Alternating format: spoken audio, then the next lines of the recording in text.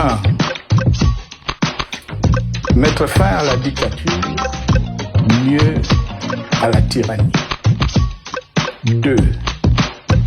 Arrêter la guerre. 3.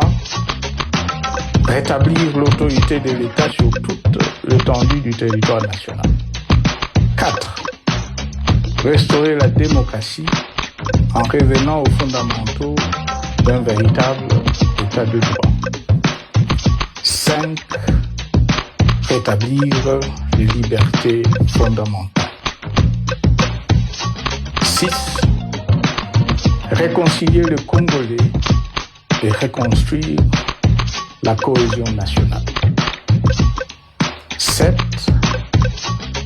Relancer le développement du pays par la mise en place d'une bonne gouvernance économique, une gestion administrative et financière orthodoxe et une répartition équitable des ressources nationales.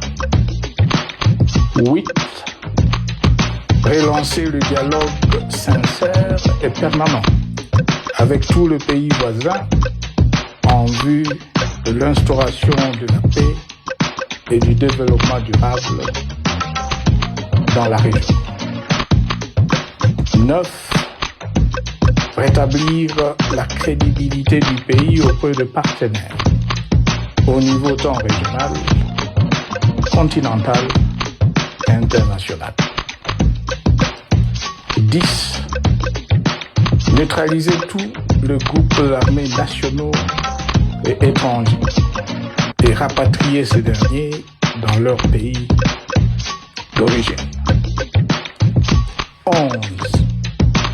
Mettre définitivement fin au recours et à l'utilisation de mercenaires, conformément à la Convention de l'Union africaine sur l'élimination du mercenariat en Afrique du 3 juillet 1977 et à la résolution des Nations Unies du 4 décembre 1989 portant sur la Convention internationale contre le recrutement, l'utilisation, le financement et l'instruction de mercenaires et rapatrier sans condition ceux qui sont déjà déployés sur le sol congolais.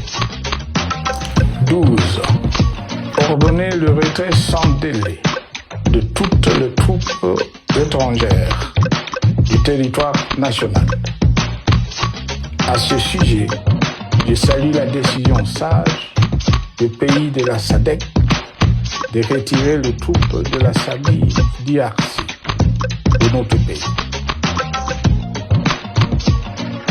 Vu l'immensité de la tâche ainsi décrite, je lance un appel solennel à tous les Congolais, sans distinction de sexe, d'ethnie, d'âge, de classe sociale, de zone géographique ou d'appartenance politique, qui aiment passionnément le Congo, qui sont prêts à tous les sacrifices, qui adhèrent sans réserve au pacte républicain de San-City et qui tiennent au respect de la Constitution du 18 février 2006 à se dire autour de ces objectifs. Il s'agit de la refondation de l'État et de l'édification d'un pays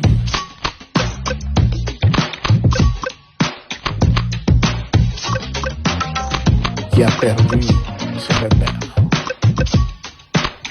Mobilisons-nous et mettons à profit tous les moyens à notre disposition pour restaurer l'unité nationale, sauver le Congo et préserver son indépendance. Car l'Afrique et le monde nous regardent. Mes chers compatriotes, le Congo vaut mieux que la caricature qu'en donnent ses dirigeants actuels. Le Congo mérite mieux que cette politique politique extérieure faite de jérémiades et de mendicité. J'ai donc la ferme conviction que le peuple congolais est capable, aujourd'hui comme en 1960, de vaincre les démons de la division. Qu'il est capable aujourd'hui, comme au cours de la décennie 90, de vaincre la tyrannie et la tentation du pouvoir absolu. Qu'il est capable aujourd'hui, comme en 2003, de prendre le dessus sur ce qui nous divise et de mettre fin à la violence armée qui oppose ses enfants. Pour y parvenir, chacun doit jouer sa partition. Et je m'engage à jouer la mienne.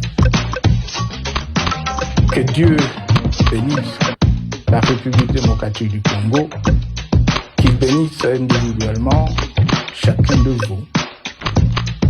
Je vous remercie.